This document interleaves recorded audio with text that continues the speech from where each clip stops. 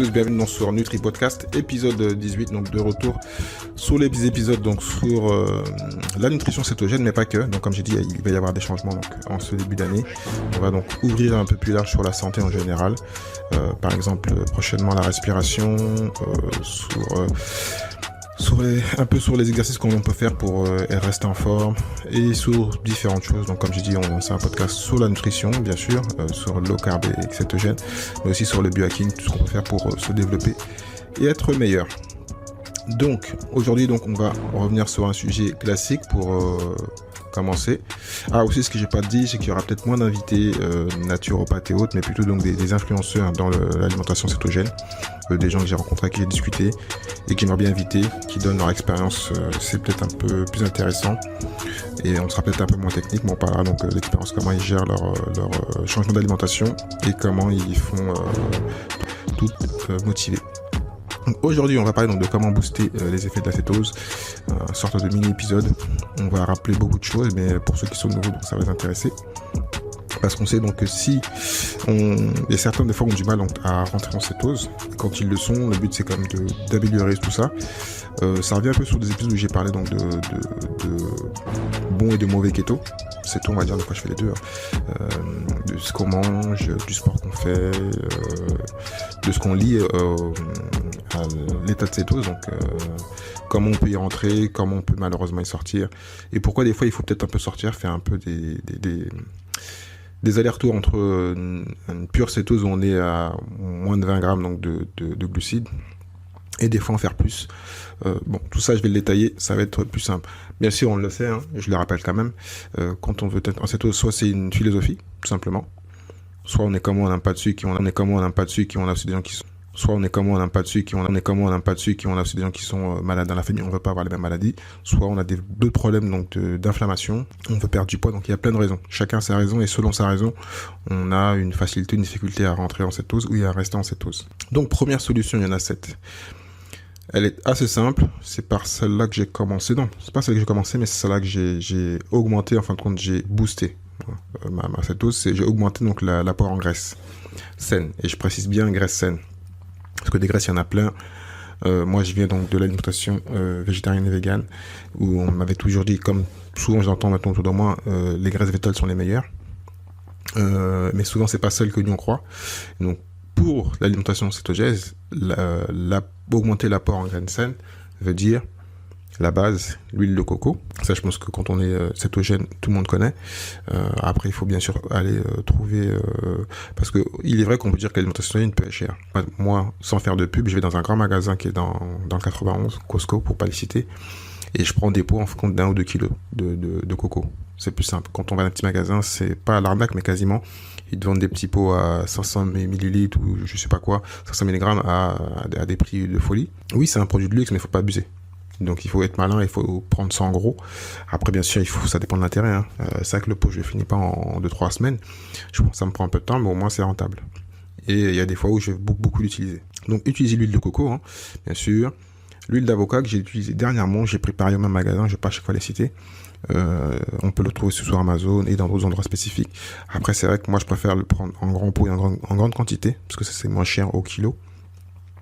Donc l'huile d'avocat, j'ai essayé dernièrement, pas mal, qui est très bien pour la friture. Donc c'est pas prendre les huiles habituelles dont je ne citerai pas, que vous connaissez, l'huile tournesol et autres, qui sont pas très bonnes.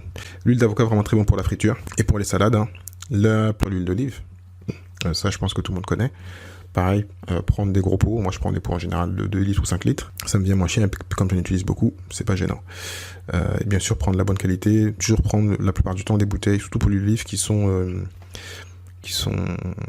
où le soleil ne peut pas passer. Alors, soit on l'expose dans un endroit sec, soit on ne le laisse pas à la vue du soleil, parce qu'en fin de compte ça rince, comme on dit, la qualité devient moins bonne. Donc il faut donc tout faire pour protéger aussi ces aliments. Après on peut acheter le beurre, on va dire mais c'est pas une huile, mais bon, c'est du gras, mais on peut cuisiner avec aussi, ça dépend ce que l'on fait, donc du bon beurre.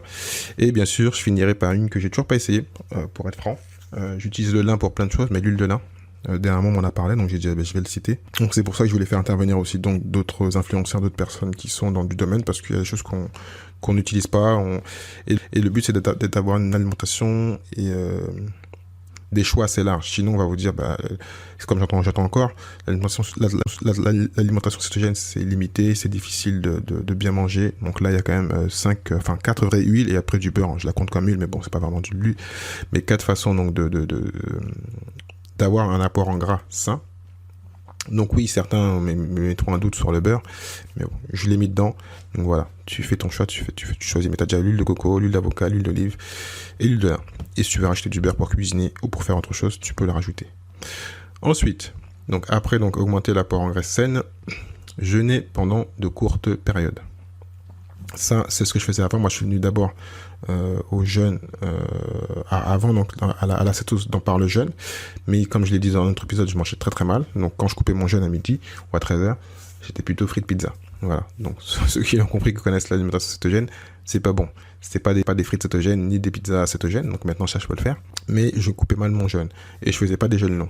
Moi j'avais l'habitude du jeûne 16-8. Donc je ne mange pas pendant 16 heures. Donc je m'arrêtais à 19h, 20h et je recommençais à 12h, 13h. Là je fais de 16-8 heures. Comme je mettrai un lien vers un épisode, j'ai fait même du 5 jours. Si un jour j'ai un cheat day, un week-end où je mange pas très bien, ce qui va m'arriver très bientôt, je pourrais faire un jeûne de 2-3 jours. En général, selon donc l'expert et selon donc ce que vous écoutez, on va vous dire c'est 3 jours ou 4 jours pour rebooster votre corps et entre parenthèses laver votre corps de toutes les saletés, les bêtises, enfin voilà, rebooter j'ai pas le terme, excusez-moi, votre corps après un long jeûne. Voilà. J'ai encore appris, donc on est là pour apprendre. Dernièrement, j'ai écouté un expert qui indiquait que mieux que de faire le 16-8 heures ou le jeûne de 2-3 jours ou de 5 jours, c'est de faire un jeûne de 24 heures, ou de 5 jours, c'est de faire un jeûne de 24 heures, ce que je vais faire très bientôt, donc je t'en reparlerai. 24 heures sans eau, ce que j'ai jamais fait, parce que je bois toujours beaucoup d'eau et je prends un peu de sel. Et donc 24 heures sans eau, donc un jeûne de 24 heures sans eau correspond à 2-3 jours de jeûne. Donc je t'en parlerai bientôt, je vais laisser même très prochainement, je pense dès lundi, après un long week-end où il y aura plein de familles, on va manger plein de choses. Même si j'ai mon aliment cétogène, je peux des fois déborder quand on me propose un petit morceau de pizza ou une frite, parce que je sais que je contrôle ce que je fais et que je fais beaucoup de sport. Apprendre les différents types de jeûnes, donc ça peut être intéressant de se tester, en plus de manger donc les bonnes graisses que j'ai indiquées avant, donc se tester par le jeûne. C'est un peu un complément pour rentrer plus facilement dans la cétose et booster donc les résultats que tu vas avoir pour perdre du poids, pour éviter de sortir du diabète 2. Après, ça dépend des types de diabète. Et dans tous les cas, si tu peux, consulte bien sûr ton médecin, je le dis quand même, on sait jamais, ou un naturopathe pour t'aiguiller et t'aider. Tu peux boire pendant le jeûne. Donc là, je sors du jeûne 24 heures sans eau. Donc apprendre que tu peux boire. Parce que souvent, il y a plein de choses qu'on se dit. Il y a des jeûnes au gras, des jeûnes au jus. Enfin, il y a plein de types de jeûnes. Donc il faut donc apprendre pour pas sortir bêtement de ton état de cétose. Et aussi, donc, bien sûr, bien réfléchir en fin de compte à pourquoi tu le fais. Parce que certaines personnes sont faites pour le jeûne, comme moi. Je le dis ouvertement. D'autres qui n'arriveront pas, n'essayent pas et c'est trop compliqué pour eux. Donc bon, voilà, si tu peux, il y a pas besoin de se forcer. Si ce que tu veux, c'est juste être en cétose. Tu peux le faire par l'alimentation. Moi, je pense que cétose, jeûne plus cétose, pour moi, c'est parfait. C'est ce qu'il y a de mieux, mais bon, certains n'y arrivent pas. Après, il n'est pas obligé de faire 16 heures. Hein. Il y a aussi donc, certains qui font 16-12 heures. C'est déjà mieux que rien. Parce que même certains, après, c'est vraiment des experts qui le disent, entre 2 repas, peuvent rentrer en cétose. Ils n'ont pas besoin de tout ça et en 6-7 heures, surtout par exemple, c'est une personne qui fait beaucoup de sport. Elle mange à midi, elle fait du sport à l'après-midi, elle marche beaucoup, par exemple, elle fait une longue marche, ce que j'expliquerai après, elle peut rentrer en cétose, état de cétose. Donc, chacun est différent, donc il faut s'apprendre à se connaître, comme toujours, et faire selon donc, son état. Troisième point, donc, réduire considérablement l'apport en glucides. Ce qui va donc aussi avec donc, le jeûne et l'apport en graisse. C'est pas bien de cumuler l'ensemble, si on mange beaucoup de glucides et beaucoup de graisse, ça va pas le faire. Donc, réduire considérablement l'apport en glucides, donc remplacer les glucides par du gras, mais bon. Donc, beaucoup de légumes, bien sûr. Il n'y a pas tous les légumes, il y a plein de légumes qui sont quand même assez forts en glucides, donc il faut apprendre à lire les labels, retourner les labels, les paquets, et commencer à lire, donc les paquets où il y a 0, 1, 2 grammes de glucides, ou de sucre plutôt, pour 100 grammes. Et voilà. Et donc, les fruits, en termes de fruits, donc, faut pas trop abuser. Il faut connaître les fruits, hein. Les fruits, en général, on les connaît. C'est les baies, c'est les fraises. Les fruits actuellement, donc, les pastèques et les melons, qu'il faut faire en général. Pastèques et les melons. Il y en a plein d'autres. Pareil, il faut les connaître. À force de manger low carb et cétogène, on les connaît. On sait ceux qui sont peu forts en sucre. Donc il faut juste faire sa petite liste et ensuite toujours acheter ces produits-là. Et des fois en week-end, mais on rattrape par un jeûne sec ou un jeûne long. Voilà. Donc après, bien sûr, automatiquement, on sait que c'est pour perdre du poids, donc il faut réduire donc l'apport donc en glucides. Donc ça va aussi donc aider pour ceux qui ont donc des maladies liées à l'inflammation, qui sont cardiaques ou autres, hein, pas rentrer dans le détail. L'apport en glucides, comme je disais donc au début, donc doit être en dessous donc des 20 grammes par jour au moins. Bien sûr, si tu fais du sport automatiquement comme moi, je sais que je peux monter à 30, 40, même 50 grammes de glucides. Aujourd'hui, là, j'ai fait une session ce matin assez importante. Bon, je sais, en plus, je vais devoir aller marcher dans la ville d'à côté, quasiment 3-4 km, parce que je marche beaucoup, donc c'est pas gênant. Donc je sais que je peux abuser sur cette partie-là, même si je vais prendre des glucides qui ont du gras, par exemple, comme je mange beaucoup de noix, dans les noix, il y a les protéines, bien sûr, mais il y a un peu de glucides, donc ça dépend un peu d'où vient l'apport en glucides. Il y a quel moment de la journée on les prend.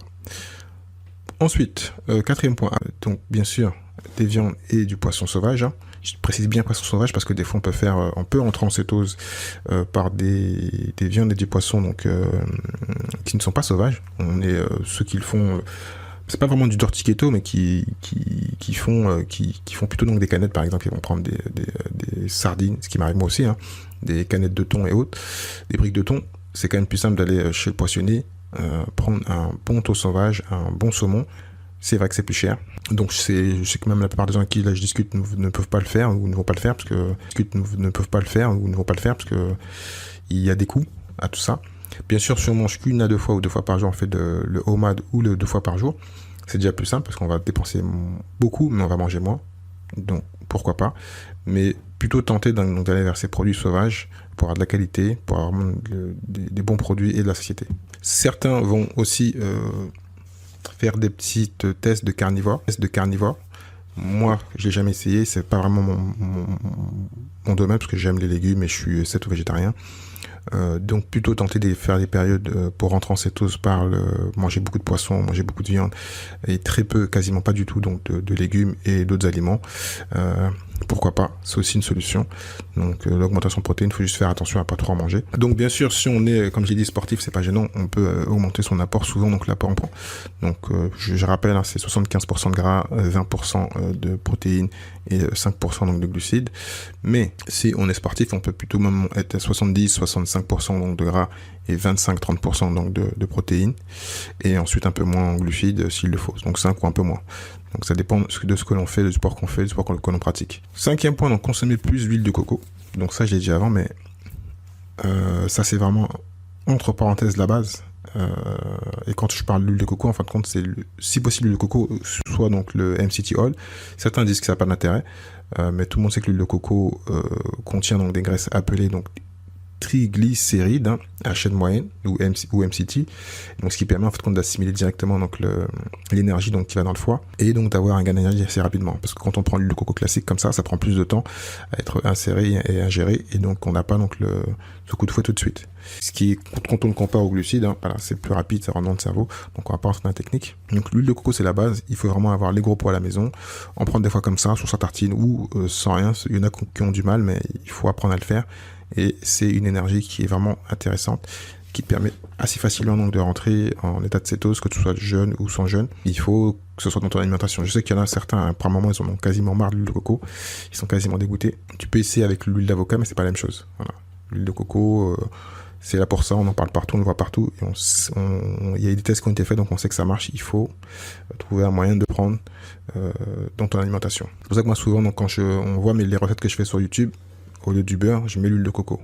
Je pourrais mettre l'huile d'olive, l'huile d'avocat, je mets l'huile de coco. C'est plus simple.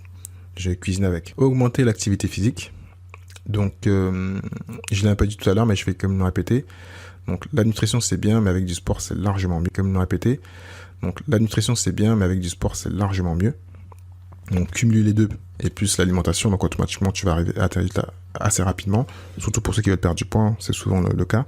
Et même si on a un diabète ou une autre maladie inflammatoire, ça va t'aider donc à... Donc, l'exercice donc, aide une personne à épuiser en fait compte les réserves en glycogène dans le corps. Tout le monde pense que le glycogène, c'est des choses qu'on a en profusionnant. On en a vraiment un tout petit peu. Et donc, quasiment en quelques heures, c'est facile donc de l'épuiser. Donc si on fait du sport, on va aller plus vite.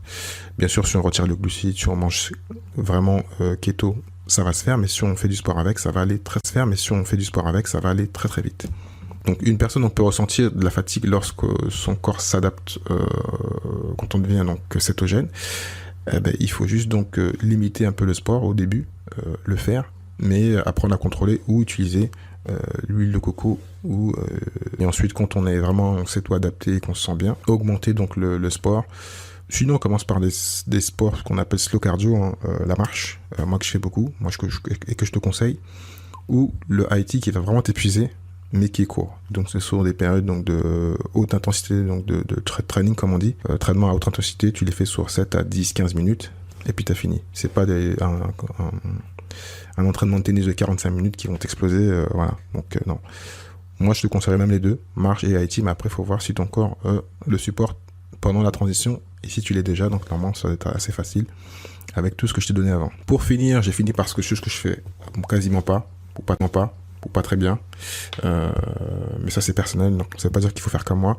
Moi je te conseille de tester donc ton niveau de cétone. Moi je le teste en sentant là comment je me sens, mais il est vrai que en réalité c'est pas comme ça qu'il faut faire. J'ai testé donc les machines avec je ne supporte pas, ça me fait penser à l'état d'un diabétique, donc je l'ai fait un moment et j'ai pas aimé, donc j'ai arrêté. Ou sinon pendant un moment je faisais beaucoup de prises de sang à jeun le matin, mais bon après j'en ai un peu marre d'aller faire les prises de sang, donc j'ai stoppé, et puis j'ai juste su que j'étais en cétose parce que je fais beaucoup de sport, j'avais les bons aliments, c'était juste des maths quoi. Je fais le jeûne, donc automatiquement je ne peux être qu'en cétose, voilà. Est-ce que je me trompe ou pas? Je l'ai vu aussi sur la balance et sur mon résultat physique. Donc pour être sérieux, il faut contrôler pour avoir donc de meilleurs résultats. Donc plusieurs tests sont disponibles. Donc pour cela, je te dirais donc les urines, qui est pas la plus efficace, mais les urines, assez facile à faire. Tu prends une bandelette, tu fais pipi dessus. Et après donc le test donc à l'haleine, hein, tu souffles dans une petite machine où tu peux donc vérifier ton taux de cétose, et bien sûr par le sang. Ce que je disais, le sang, donc tu prends la petite machine comme les diabétiques, tu te piques et tu mets du sang dessus et ça te donne le résultat assez rapidement. Donc tu peux le faire juste avant et après le repas, ou tôt le matin ou tard le soir. Après c'est au choix. Comme je dis, j'espère que tu le feras. Moi c'est vraiment quelque chose que je ne supporte pas. Donc à toi de choisir. Mais si tu fais tout ce qui est au-dessus, donc tout ce que je t'ai cité avant, donc augmenter l'apport en graisse saine, huile de coco, avocat, huile d'olive, huile de lin, et le beurre tu peux le rajouter, jeûner pendant des courtes périodes ou de longues périodes. Moi je jeûne toute l'année entre 16 et 8 heures, et même si le week-end j'ai commencé à manger depuis que j'étais en vacances, j'ai vu que ça changeait rien sur mon poids, rien sur mon état. Et ensuite donc réduire considérablement donc l'apport en glucides, comme j'ai dit, augmenter l'apport en protéines si t'es un grand sportif, et surtout pour remplacer donc les glucides. Donc c'est une transition, tu peux remplacer par le gras, tu passes par les protéines, et ensuite que si tu arrives à mieux gérer, tu augmentes le gras et tu baisses les protéines, et tu seras logiquement consommer plus d'huile de coco. Je l'ai expliqué pourquoi, hein, donc surtout pour le côté graisse appelée triglycéride à chaîne moyenne. Si tu veux, je te ferai un épisode complet dessus. Et augmenter donc l'activité physique. Avec tout ça, tu peux te tester pour être tranquille dans ta tête, pour savoir qu'est-ce qui marche pour toi. Mais sinon, pour moi, ce n'est pas une obligation. C'est pour ça que je l'ai mis en dernier. Donc, je les répète, teste par l'urine, par l'haleine et le souffle, ou par le sang. Donc voilà, j'espère donc que cet épisode t'a plu, que tu as compris comment booster ton état de cétose. Si tu as des conseils, merci d'avoir écouté cet épisode de Nutri Podcast jusqu'à la fin. Donc si tu as aimé et que tu penses que cela peut aider ou intéresser quelqu'un que tu connais, donc partage cet épisode, like-le, commente-le, et bien sûr donc note-le avec une note numéro 5 étoiles s'il te plaît. Donc cela donc va m'aider à continuer et à pouvoir donc monter dans les classements donc des plateformes de podcast. Si tu souhaites donc recevoir les épisodes directement donc dans ta boîte email, envoie donc moi un email à contact@nutri.fr. Donc Nutri c'est NUUTRY.fr. Je te dis au prochain épisode. Ciao ciao.